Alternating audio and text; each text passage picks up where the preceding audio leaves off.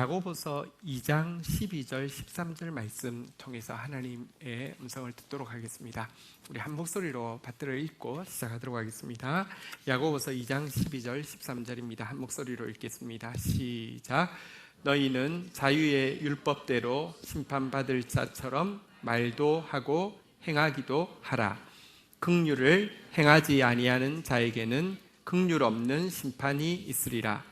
긍휼은 심판을 이기고 자랑하느니라. 아멘. 이건 본문 가지고요.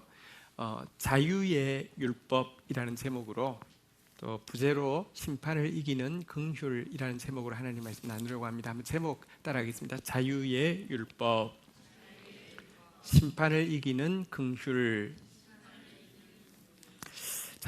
야고보서 2장 이제 2장 1절에 이런 말씀으로 시작하는데요. 2장 1절 한번 읽어보도록 하겠습니다. 2장 1절 같이 읽겠습니다. 시작.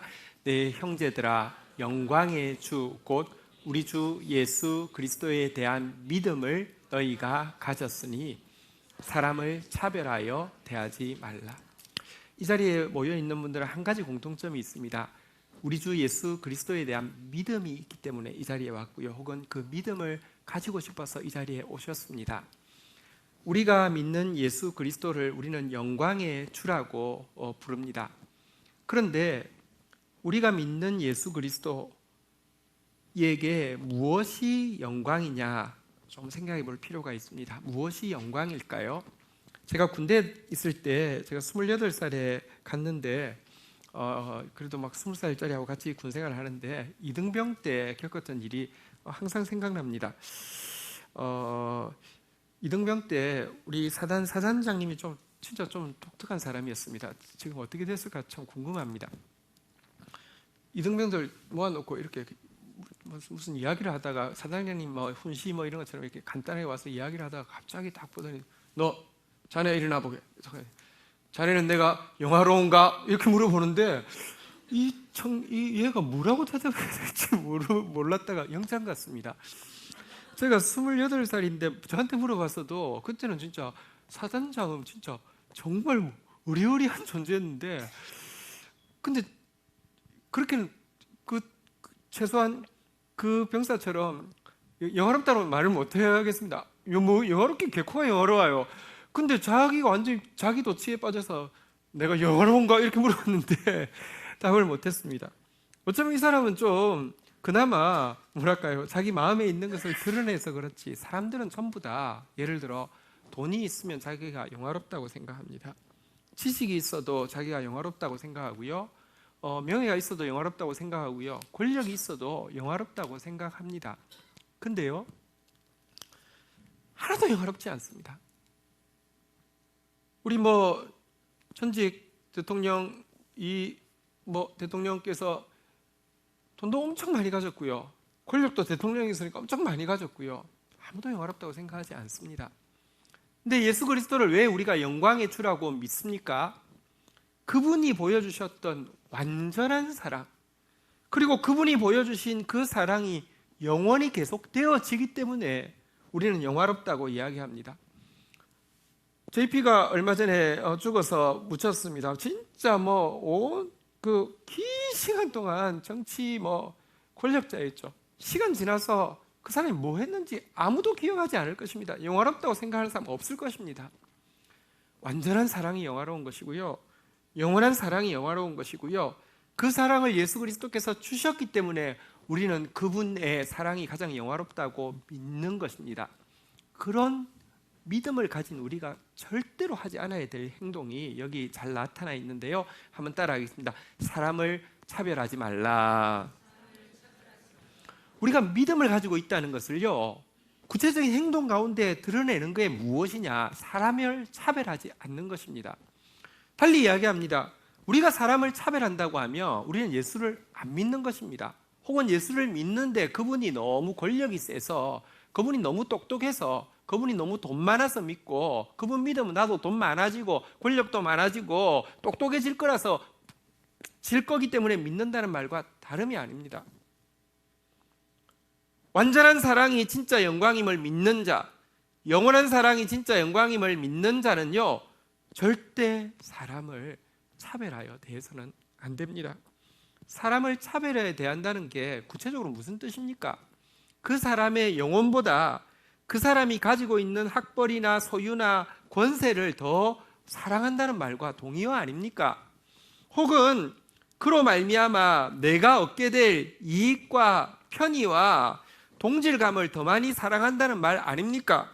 반대로 그로 말미암아 혹 나에게 미칠지도 모르는 피해나 불편이나 어떤 도전들을 그 영혼의 가치에 비해서 훨씬 더 크게 생각한다는 말 아닙니까?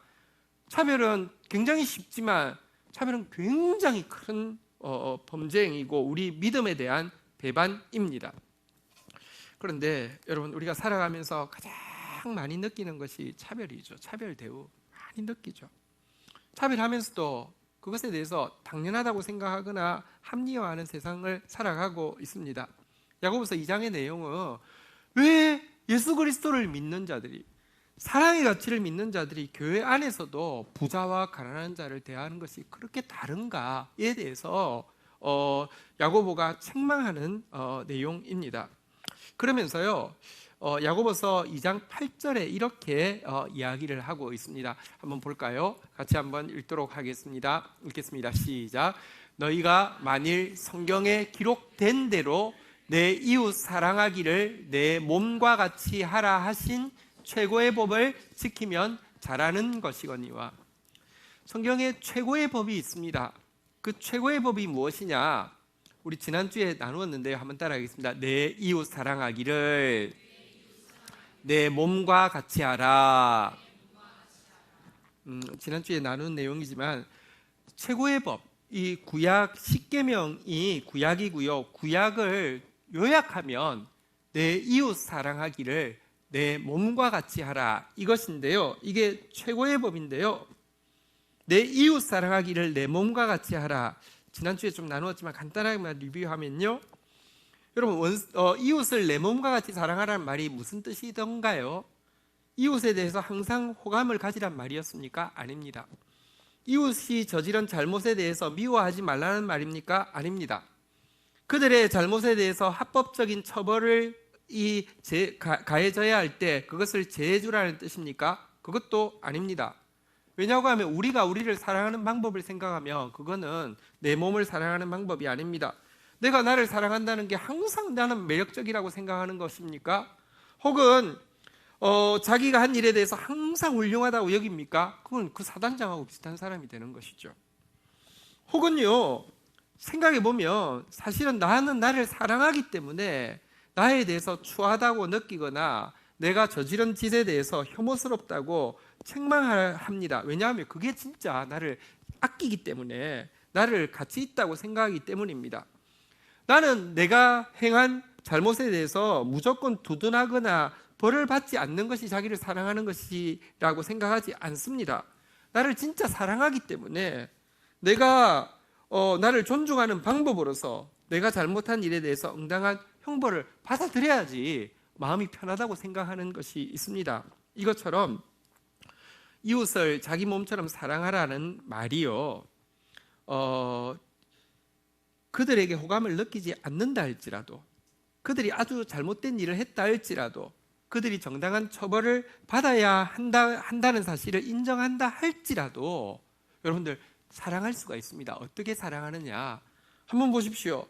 나는 비록 내 자신이 행한 일들, 예를 들면 나의 비겁함이나 이기심이나 욕심이나 음행에 대해서 미워하지만 여전히 그런 나를 사랑할 수 있습니다. 어떻게 사랑합니까? 내가 한 일에 대해서 안타깝게 생각하고요, 다음번에는 더 나아지기를 기대하고 이것이 나를 사랑하는 것인 것처럼 이웃에 대해서도요, 그들이 어떠함에도 불구하고 그들이 더 나아지기를, 그들이 더 개선되어지기를 바라는 것이 이웃을 자기 몸처럼 사랑하는 것이라는 것을 나누었습니다. 달리 이야기하면 그들을 이 어떠함에도 불구하고 아껴주는 것, 동정하는 것, 불쌍히 여기는 것, 그들에 대해서 겸손한 것이 이웃을 내 몸처럼 사랑하는 것이라고 말씀을 드렸죠. 우리 베드로전서 3장 8절 한번 볼까요? 지난주에 나눈 구절인데요. 베드로전서 3장 8절 한번 같이 읽도록 하겠습니다. 베드로전서 3장 8절 같이 읽겠습니다. 시작. 마지막으로 말하노니 너희가 다 마음을 같이하여 동정하며 형제를 사랑하며 불쌍히 여기며 겸손하며. 동정하는 것이 이웃을 내 몸처럼 사랑하는 것입니다. 불쌍히 여기는 것이 이웃을 내 몸처럼 사랑하는 것입니다. 그들을 향해서 겸손한 마음 가지는 것이 이웃을 내 몸처럼 사랑하는 것입니다. 그리고 만약에 이런 사랑으로 사랑했다고 하면은, 여러분 사실 이웃의 원수가 있잖아요. 원수는 멀리 있지는 않습니다. 한국 사람 중에서 누가 나의 철천지 원수는 아일랜드야 이런 사람은 한 명도 없습니다. 멀리 있기 때문에, 어디 있는지도 잘 모르기 때문에. 원수는 전부 다 가까이 있습니다. 이웃을 내 몸처럼 사랑하라는 말은요, 원수를 사랑하라는 말과 다름이 아닙니다. 그리고 정말로 그렇게 그들의 어떠함에도 불구하고 동정하고 불쌍히 여기고 이렇게 그들을 향해서 겸손했다고 하면요, 그런 사랑에는 차별이 없어야 되는데요. 우리 아까 야고보서 2장 8절 읽었는데 그 말투가 2장 8절에 보면 최고의 법을 지키면 잘한 것이거니와 라고 이야기하고요. 9절 한번 보도록 하겠습니다. 같이 읽겠습니다. 시작. 만일 너희가 사람을 차별하여 대하면 죄를 짓는 것이니 율법이 너희를 범법한 자로 정죄하리라. 야고보가 왜 교회 안에서 차별하느냐, 돈 있고 없고 여부로, 권력 있고 없고 여부로 왜 차별하느냐라고 이야기하니까 어떤 사람이 이렇게 이야기하는 거예요. 그게 아니고 성경에 이웃을 내 몸과 같이 사랑하라고 해서 마침 부자가 오셨길래 이렇게 한 겁니다 라고 이야기를 하니까, 진짜 이웃을 내 몸처럼 사랑해서 했다고 하면 잘한 것이지만, 그랬다고 하면 이웃의 원수가 있는데요, 원수에게도 그러해야 할진데 약한 자 가난한 자에게 그렇게 하지 않는다고 하면 너는 최고의 법을 어긴 최고의 범법자가 되는 것이다 라고 이야기를 하고 있는 내용이 본문입니다. 그러면서 야고보가요, 신약 시대를 살고 있는 우리에게, 우리가 보통 구약을 십계명이라고 하고요, 율법이라고 하는데 신약을, 이 복음을 다른 말로 바꾸어서 설명하고 있는 부분이 오늘 본문입니다. 12절에 보면 야고보가 쓴 특별한 단어가 있는데요, 한번 다시 읽도록 하겠습니다. 시작. 너희는 자유의 율법대로 심판받을 자처럼 말도 하고 행하기도 하라. 야고보가 이제 구약이 아니라 신약을 이야기하면서, 율법이 아니라 복음을 이야기하면서 복음에 한 가지 제목을 이렇게 다른 이름을 붙였는데요, 그게 바로 오늘 제목인 자유의 율법입니다. 한번 따라하겠습니다. 복음은 자유의 율법입니다.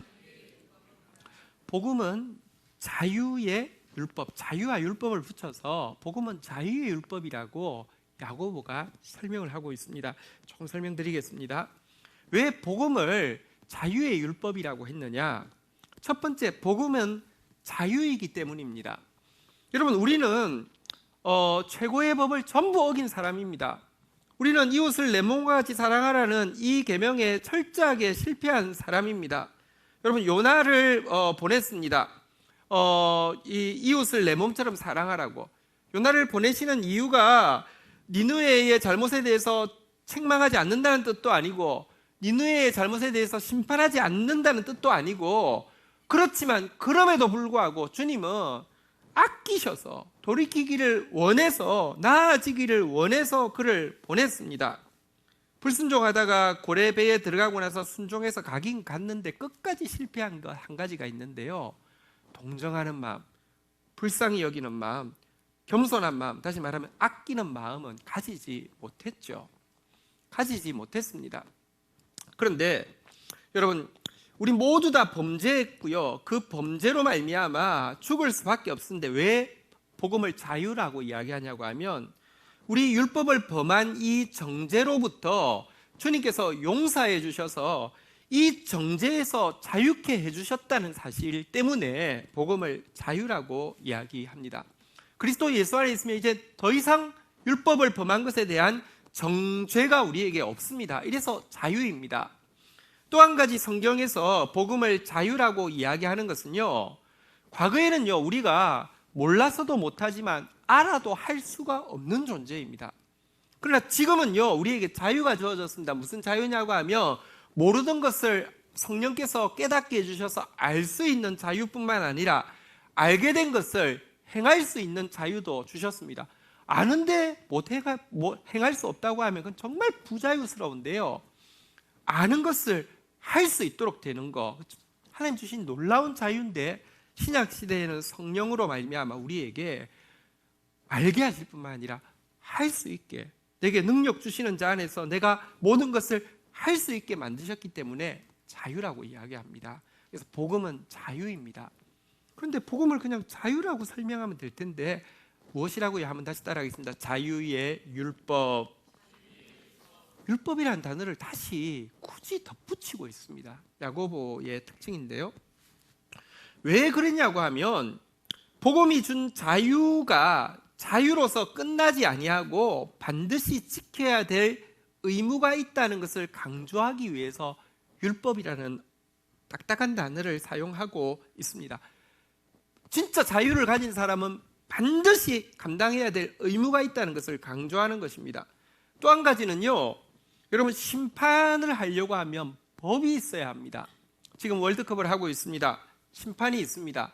심판이 여러분들 어떤 피파에서 정한 어떤 법칙, 축구에 대한 법칙이 없다고 하면 심판을 어떻게 하겠습니까?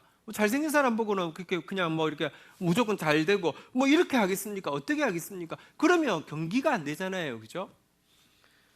심판을 하려고 하면 법이 있어야 하는데요, 심판받을 자처럼 말도 하고 행하기도 하라. 우리의 이제 복음 안에서 자유를 누리는 우리가 하는 말, 우리가 하는 행동에 대해서 법이 있어서 심판할 것인데, 그 최후의 심판의 법이 무엇인지를 환기시키기 위해서 자유에다가 율법이라는 단어를 쓴 것입니다. 13절 한번 볼까요?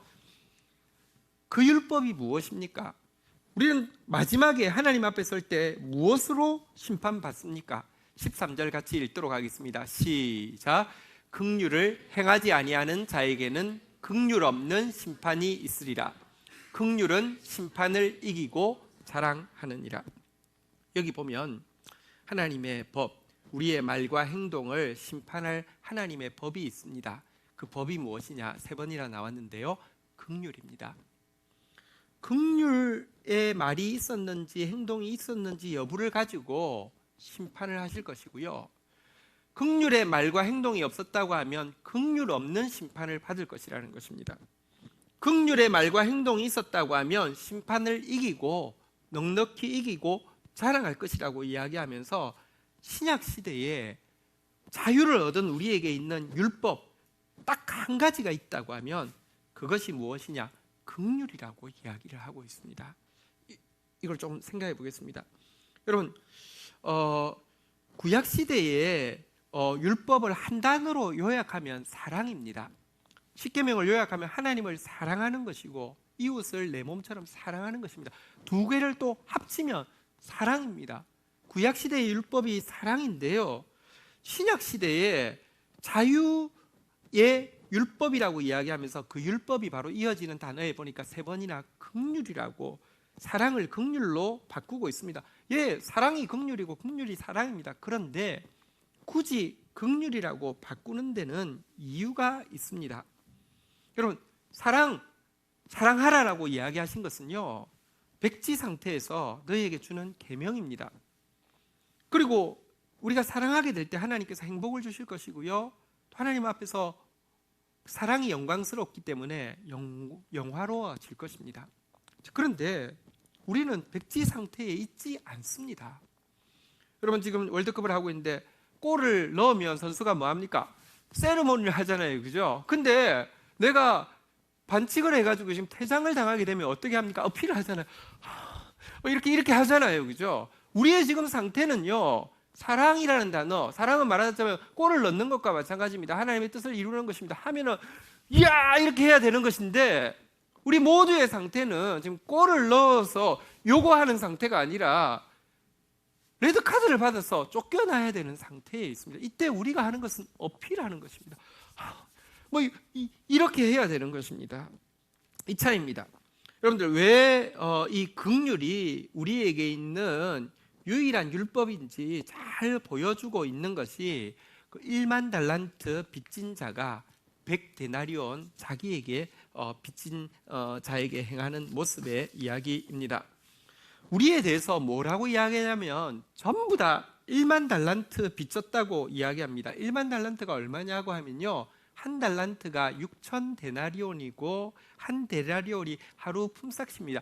6천일 노동을 하려고 하면 20년 노동해야 되고요, 20년 노동을 했는 것을 만 번을 해야지 1만 달란트입니다. 이해가 되시죠? 그러니까 우리가 하나님 앞에 내가 한 70년, 80년을 살면서 90년을 살면서 짓는 죄를 산술적으로 그냥 이제 계산을 하면 몇 년을 죄값을 뼈 빠지게 일해야지 갚을 수 있느냐 하면요, 몇 년이냐고 하면 20년 일할 것을 20년 곱하기 만이니까 얼마예요? 20만 년. 20만 년 동안 여러분 지금 직장생활 하고 있죠? 직장생활 하는 거 열심히 20만 년 하면 여러분 지은 죄 갚을 수 있다는 것입니다. 물론 그래도 못 갚습니다. 만이라는 단어는 그냥 뭐 무한대다 이런 뜻이니까요. 그런데 우리가 지은 죄는 20만 년 해도 갚을 수 없는 죄입니다. 그런데 우리는 이런 가해자일 뿐만 아니라 동시에 우리 중에 한 명도 가해자, 100% 가해자만 있는 것은 아닙니다. 피해자이기도 합니다. 나한테 누가 무려 100데나리온이나 빚졌습니다. 100일치 임금을, 여러분 1년 연봉의 3분의 1을 누가 떼먹었습니다. 이거 정말 분노할 일이죠. 연봉이 각각 다르니까 복잡하니까 일단 10만 원씩 계산해도 100데나리온이면 얼마입니까? 1000만 원입니다. 1000만 원 잊어버리고 그냥 껌값이라고 생각하고 안 찾을 사람 있습니까? 누가 나한테 1000만 원 여러분 빚졌습니다. 그리고 이 비유는 되게 정말 정확한 것 같습니다. 누가 여러분에게 진짜 인격적인 침해를 크게 했고요, 여러분들의 그 마음을 너무너무 상하게 했습니다. 도저히 견디지 못해가지고 화가 나가지고 고발을 했습니다. 인격 침해했다고. 혹 그게 유죄 판결 받아서요, 여러분들이 피해 보상으로 1000만 원 받았으면 대박 난 겁니다. 1000만 원 보상받기 힘듭니다.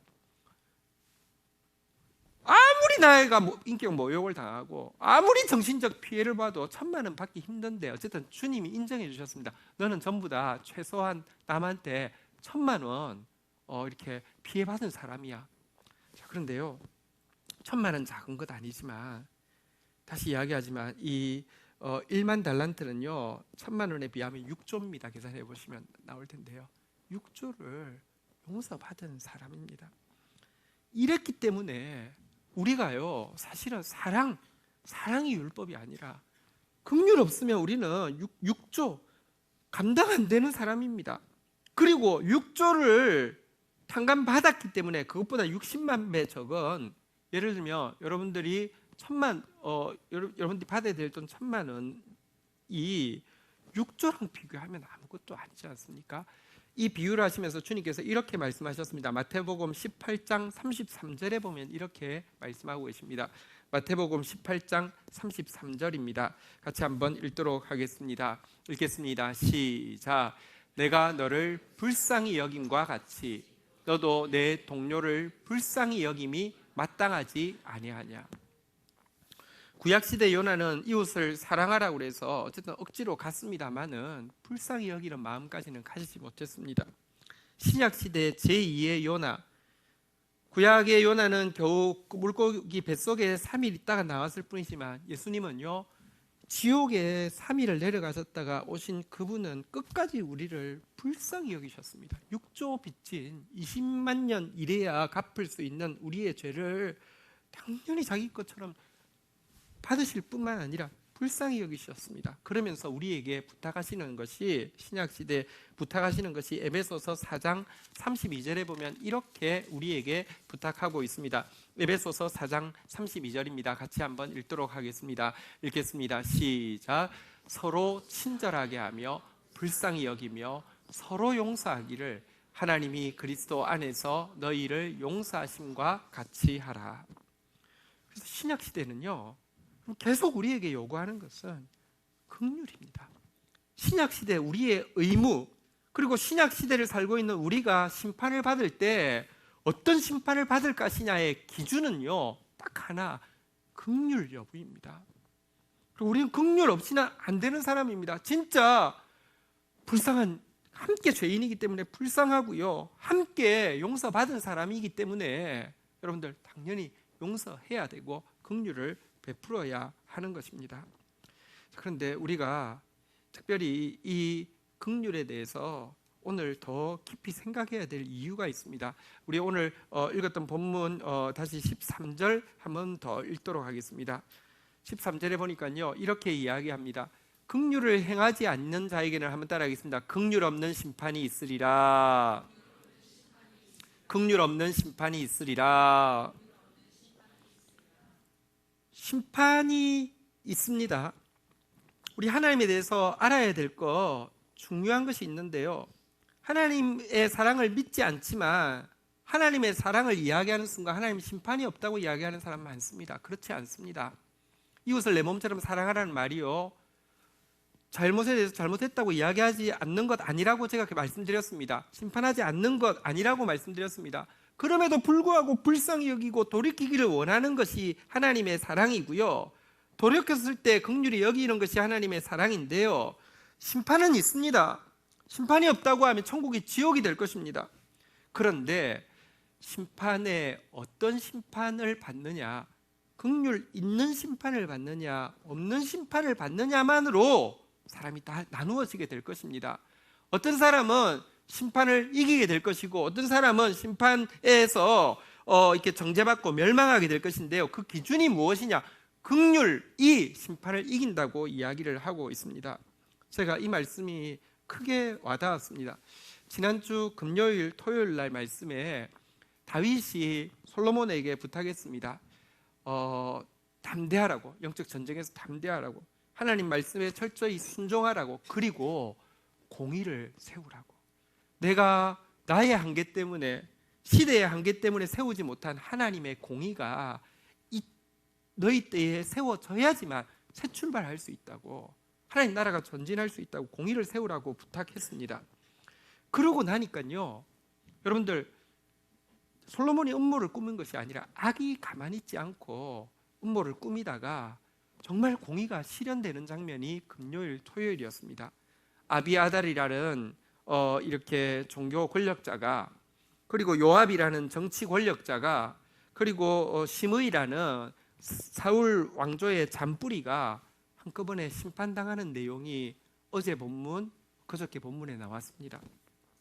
심판이 있었고요, 그들은 긍휼 없는 심판을 받았는데요, 이 본문을 보면서 옛날 같았으면 와, 드디어 이제 심판의 때가 되었구나, 할렐루야, 하나님 심판해 주세요, 이렇게 막 즐거웠을 것 같아요. 기다렸으니까, 하나님의 심판이 있어야 하니까, 하나님의 매듭이 딱 지어져야지만, 여러분들 새롭게 대나무 매듭 딱 지어져야지 쭉쭉 올라갈 수 있는 것처럼, 그래서 너무 즐거웠을 것 같은데 마음에 굉장히 무거운 마음이 들었습니다. 심판이 있어야 되는 건 맞고 하나님 심판 정확하게 하실 것입니다. 하나님 말과 행동에 대해서 철저하게 심판하실 것입니다. 그런데 나는 과연 그 심판을 이길 수 있을까? 하나님이 나를 심판하실 때는 어떻게 심판하실까 생각할 때 과거보다 훨씬 무거운 마음, 두려운 마음이 많이 들었습니다. 나한테는 긍휼이 있는가? 지난주 말씀대로 아끼는 마음이 있는가? 불쌍히 여기는 마음이 있는가? 용서하는 마음이 있는가? 동정하는 마음이 있는가? 상대방 앞에서 겸손한 마음이 있는가? 돌아보게 하셨습니다. 여러분, 지금 심판의 때이기 때문에 하나님이 우리에게 간곡히 부탁하는 것은 긍휼을 부탁하고 있습니다. 불쌍히 여기라고, 아끼라고 부탁하고 있습니다. 다니엘서 4장 27절에 보면 다니엘이 느부갓네살 왕에게 부탁하고 있는 장면이 나옵니다. 같이 한번 읽도록 하겠습니다. 읽겠습니다. 시작. 그런즉 왕이여, 내가 아뢰는 것을 받으시고 공의를 행함으로 죄를 사하고 가난한 자를 긍휼히 여김으로 죄악을 사하소서. 그리하시면 왕의 평안함이 혹시 장구하리이다 하니라. 느부갓네살이 꿈을 꾸었습니다. 꿈속에서 막 하늘같이 닿은 나무를 보았는데요, 그 나무가 갑자기 그루터기까지 베임 받더니 막 철사에 막 묶여서 막 이슬에 젖어서 7대를 지나는 것을 보았습니다. 너무 생생하고 너무 찜찜해서 다니엘을 불러서 물었습니다. 듣더니 다니엘이 너무너무 떨면서 이야기했습니다. 다니엘은요, 자기가 섬기는 사람을 하나님이 세우신 권위자이기 때문에 그가 그에게 잘 보이기 위해서가 아니라 하나님이 세우신 사람이고 자기를 통해서 긍휼이 흘러가야 되기 때문에 정말로 존중하면서도 긍휼히 여기는 마음이 많았습니다. 악한 왕입니다. 사실 예루살렘을 무너뜨린 왕입니다. 그러나 그를 긍휼히 여기는 마음으로 알았습니다. 그가 정신병자 된다는 뜻이고요, 7년 동안 미쳐서 막 다니게 될 거라는 것을 그 꿈의 뜻이 그러하기 때문에 너무너무 안타까이 여기는 마음으로 내가 아뢰는 바를 받으십시오라고 하면서 2가지를 부탁했습니다. 한번 따라하겠습니다. 공의를 행함으로 죄를 사하고, 여러분, 하나님의 말씀 순종하는 것이 하나님 앞에 사죄 받는 은총을 받을 수 있는 길입니다. 한 가지 더 부탁합니다. 한번 따라하겠습니다. 가난한 자를 긍휼히 여김으로 죄악을 사하소서. 부탁한 게 긍휼을 베푸십시오. 긍휼이 심판을 이깁니다. 심판을 이길 방법은 긍휼입니다. 긍휼을 베푸십시오라고 부탁합니다. 그러면 혹시라도 그 당신이 꾼 꿈이 안 이루어지고 평안함이 장구할지 모르겠습니다 라고 부탁했습니다. 물론 사람은 당하기 전에 참 잘 모르더라고요. 느부갓네살은 이 말에도 불구하고 교만하다가 7년을 당했고요.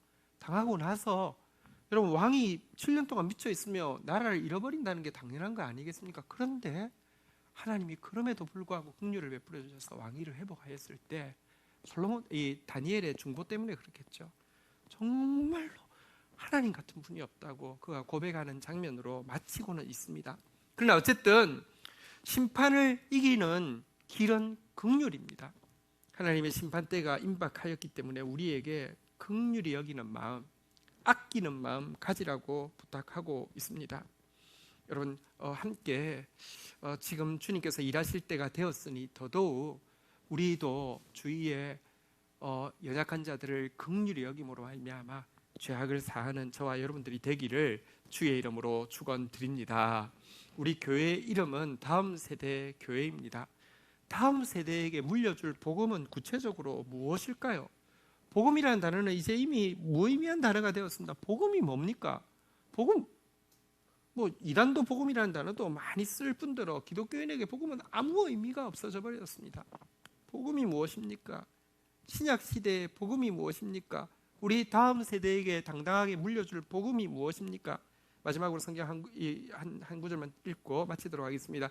에베소서 2장 4절부터 7절까지는 복음이 무엇인지, 다음 세대에게 물려줄 복음이 무엇인지 잘 보여주고 있습니다. 교독을 하겠습니다. 긍휼이 풍성하신 하나님이 우리를 사랑하신 그 큰 사랑을 인하여, 5절 읽겠습니다. 시작. 허물로 죽은 우리를 그리스도와 함께 살리셨고 너희는 은혜로 구원을 받은 것이라. 6절 제가 읽습니다. 또 함께 일으키사 그리스도 예수 안에서 함께 하늘에 앉으시니, 참 진짜 은혜죠. 진짜 긍휼이죠. 아까 은혜 아니면 살 수 없다고 했는데요, 풍성한 긍휼로 우리를 사하실 뿐만 아니라 함께 일으키사 그리스도 예수 안에서 함께 하늘에 앉히시고 하나님의 동력자, 하나님의 상속자로까지 만들어 주셨는데요. 7절 마지막 절 읽도록 하겠습니다. 같이 읽겠습니다. 시작. 이는 그리스도 예수 안에서 우리에게 자비하심으로써 그 은혜의 지극히 풍성함을 오는 여러 세대에 나타내려 하심이니라. 자비하심, 불쌍히 여기심, 이거 긍휼이란 단어하고 같은 단어인데요, 왜 이 같은 긍휼을 베푸시느냐, 왜 이 같은 은혜를 베푸시느냐, 그 은혜의 지극히 풍성함을 오는 여러 세대에, 다음 세대에 나타내게 하려 하심이라고. 우리 다음 세대에게 우리가 보여줘야 될, 그리스도인인 우리가 보여줘야 될 유일한 의무, 우리가 알려줘야 될 유일한 기준이 무엇이냐? 긍휼이라는 것입니다. 우리 자녀들이, 여기서 자라고 있는 자녀들이 복음 무엇이냐라고 이야기할 때 긍휼이라고 정말로 느꼈고 체험했고 여러분들 누릴 수 있다고 하면, 보여줄 수 있다고 하면 우리는 우리 사명 감당한 것이 되는 것입니다. 말씀을 정리하겠습니다. 제목 한 번 더 따라하겠습니다. 자유의 율법, 심판을 이기는 긍휼. 우리 복음의 시대를 살고 있습니다. 복음 곧 자유를 마음껏 누리시되, 율법, 하나님께서 우리에게 주신 딱 한 가지 의무, 하나님께서 나중에 심판하실 딱 한 가지 기준인 이 심판을 이기는 긍휼, 오늘 우리에게 요구하고 계십니다. 우리 교회에 요구하고 계십니다. 왜냐하고 하면 심판의 때가 되었기 때문입니다. 하나님께서 매듭 지으실 때가 되었기 때문입니다. 우리 다음 세대가 똑똑히 볼 수 있는 간증거리 주시기 위해서 일하실 때가 되었습니다. 하나님 앞에 더욱 긍휼히 여기는 마음으로, 불쌍히 여기는 마음으로, 아끼는 마음으로 하나님 앞에 위하여서, 서로 위하여서 기도하고 서는 저와 여러분들이 되기를 주의 이름으로 축복합니다. 자리에서 일어서시겠습니다. 우리 함께 주님 앞에 이 고백으로 같이 한번 간구하며 나가도록 하겠습니다. 우리 안에 믿음 주신 주, 이런 고백인데요. 우리 가사 한번 보겠습니다. 우리 안에 믿음 주신 주, 사랑의 가치에 대해서, 사랑이 가장 영광스럽다고, 그 영광스러운 사랑 오직 예수께서 주셨다고, 그리고 그 사랑은 내가 자격이 있어서 받은 것이 아니라 긍휼로 받았다고, 이것이 우리의 믿음입니다. 우리 안에 믿음 주신 주, 믿음 안에 섬김으로, 서로 불쌍히 여김으로, 서로 동정함으로, 서로 용서함으로, 서로 겸손함으로 자라게 하시네. 우리 몸의 머리 되신 주, 서로 다른 모습 안에 주 영광 임하시네. 주님의 영광은 사랑의 영광이고요, 긍휼의 영광입니다. 우리 같이 고백으로 같이 고백하며 나가도록 하겠습니다.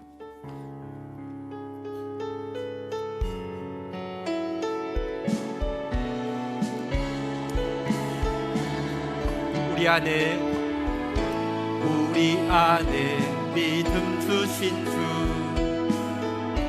믿음 안에 섬김으로 자라게 하시네. 우리 몸의 머리 되신 주, 서로 다른 모습 안에 주 영광 임하시네. 우리는 주의 교회, 주의 사랑 함께 하시네. 연약한 우리들을 주의 길로 인도해. 부르신 주의 교회, 한 몸 되어 예배 드릴 때 주님, 주의 긍휼을, 주의 율법을 가진 자 되게 하옵소서. 하소서. 다시 한번 고백하며 나가겠습니다. 우리 안에 믿음 주신 주, 믿음 안에 섬김으로 자라게 하시네. 우리 몸의 머리 되신 주, 서로 다른 모습 안에 주 영광 임하시네. 우리는 주의 교회, 주의 사랑 함께 하시네. 연약한 우리들을 주의 길로 인도해.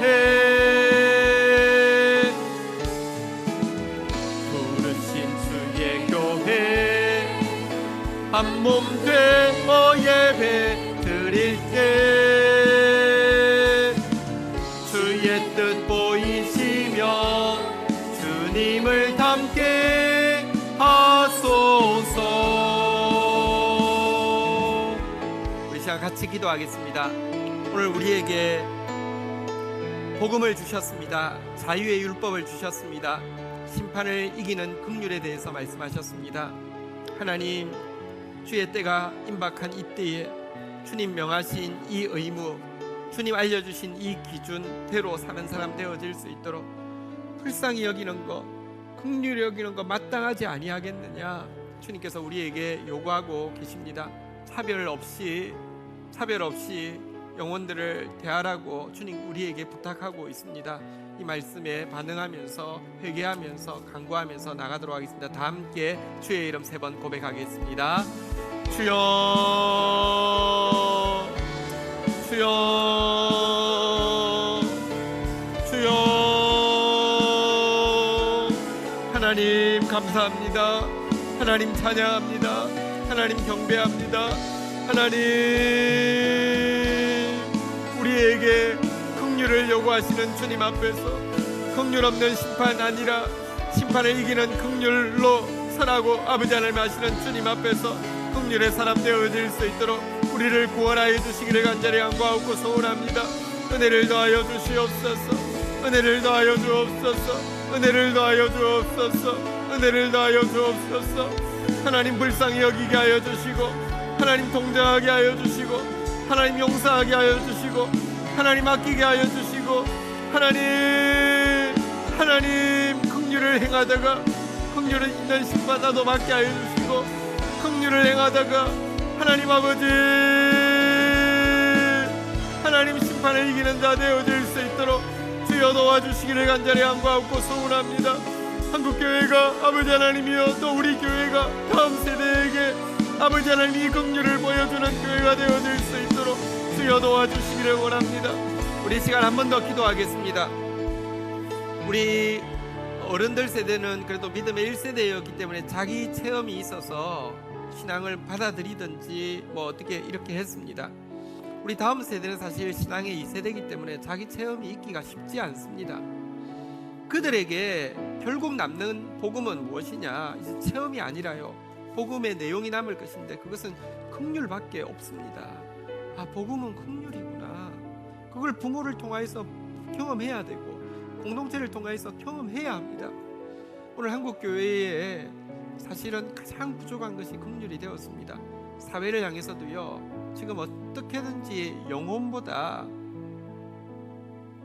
사람을 바라볼 때 조건을 먼저 바라보고요, 혹은 영혼의 가치보다 내가 불편할 것, 우리가 안정감을 잃어버릴 것, 우리가 피해볼 것에 대해서 예민해 있는데 여기에 제일 앞장서는 집단이 교회가 되어지고 있는 거 보면서 정말 복음적이지 않은 모습입니다.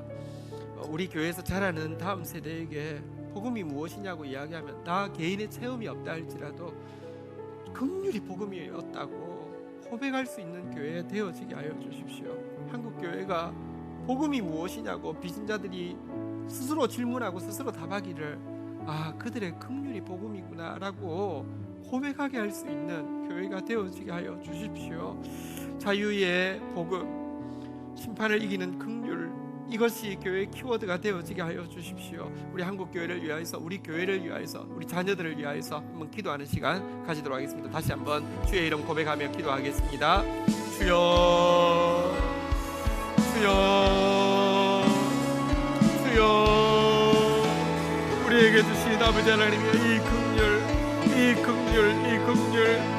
긍휼 없이는 절대로 설 수 없는 아버지 하나님이여, 저희들이 이 긍휼로 서 있을 텐데 우리의 아버지 하나님이여 모든 모습이 긍휼이 되어지게 하여 주시옵소서.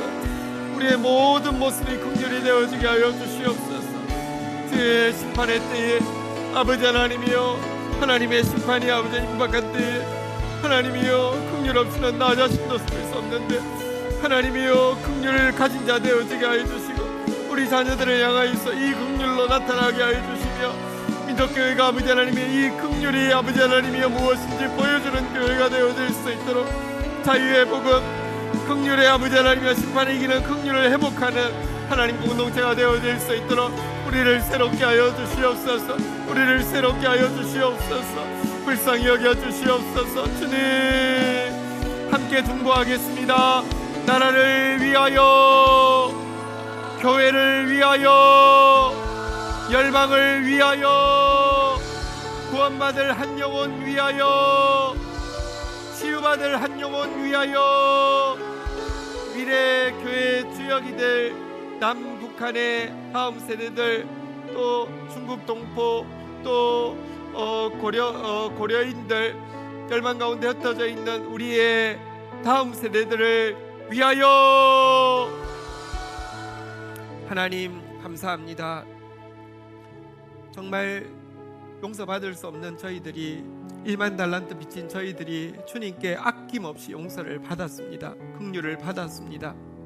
그리고 우리에게 딱 한 가지 요구하신 것이 긍휼히 여기라고, 긍휼 여부로 말과 행동 심판할 거라고, 긍휼 여부로 심판받을지 심판을 이기고 자랑할지 결정하게 될 거라고 이야기하셨는데, 하나님 자유의 율법 긍휼, 하나님 이 긍휼로 살아가는 사람 되어질 수 있도록 주여 은혜를 더하여 주옵소서. 더 많이 동정하게 하여 주십시오. 더 많이 불쌍히 여기게 하여 주십시오. 더 많이 아끼게 하여 주십시오. 더 많이 용서하게 하여 주십시오. 더 많이 상대를 향하여서 겸손해지는 저희가 되어지게 하여 주시옵소서. 그래서 주께서 심판하시고 깨끗하게 하셨을 때에 다시 한번 긍휼로 심판받은 것에 대해서 감격할 뿐만 아니라 더더욱 긍휼을 우리 다음 세대에게 넉넉하게 풍성하게 보여주는 공동체 되어질 수 있도록 은혜를 더하여 주옵소서. 예수 그리스도의 이름으로 기도 올립니다. 아멘. 네. 우리 네, 저기 예, 찬양팀 내려가셔도 됩니다. 우리 뒤에 찬양이 없어졌죠. 네네. 우리 광고 내용 중에서요, 예배 마치고 재직회가 있습니다. 잠시지만 우리 장년 성도들 권리이기도 하고 의무이기도 합니다. 함께 다 참여해 주시기를 부탁을 드리겠습니다. 이번 금요일 날 우리 블레싱 마치팀 고려인들 또 북한 사역하는 사역자들 자녀들 섬기기 위해서 출발합니다. 많이 기도해 주시고 또 지원해 주신 거 감사하고요. 밖에 금식 기도표 있는데 같은 마음으로 또 자리 지켜주시기를 부탁을 드리겠습니다. 우리 자리에서 일어서시겠습니다. 우리 예배는 화목제입니다. 서로 이렇게 축복하고 서로 또 동정하고 서로 위하여서 기도하는 것이 예배입니다. 우리 서로 인사하는 시간 가지겠습니다. 축복합니다. 더 사랑하겠습니다. 우리 서로 인사하는 시간, 앞뒤로 인사하는 시간 가지겠습니다. 오늘 우리 아주 더 반가운 손님들이 있습니다. 손님들 아니고 식구들이 있습니다. 인성이, 수경이, 우리 시아 엄마 아빠 드디어 이제 아기가 태어나서 지금 시아도 같이 왔나요? 다음 주에 유아세 받는 걸로 하고요. 너무 수고했습니다. 우리 박수로 크게 포장해 주십시오. 예, 감사했고요. 우리 신영 형제 어머니 오늘 또 같이 예배 드리십니다. 뒤쪽에 계신데 누나 아니고 어머니입니다. 네, 박수 해주십시오. 네, 그리고 저희 교회 공동체 초창기에 같이 기도하고 이렇게 했던 중국에 계신데 혜지자매 그리고 시온이 오늘 중국에서 우리 방문했습니다. 저기 있는데요. 아주 우리 소중한 식구입니다. 박수 해주십시오. 감사합니다. 네. 축복을 받도록 하겠습니다. 눈을 뜨서 우리 교회는 받습니다. 축복하겠습니다. 여호와는 내게 복을 주시며 너를 지키시기를 원하며 여호와는 그 얼굴을 내게 비추사 은혜 주시기를 원하며 여호와는 그 얼굴을 내게로 향하여 드사 평강 주시기를 원하노라. 주 예수 그리스도의 은혜와 아버지 하나님의 사랑과 성령의 교통하심이 너희 무리와 함께 계실지어다. 아멘. 감사합니다.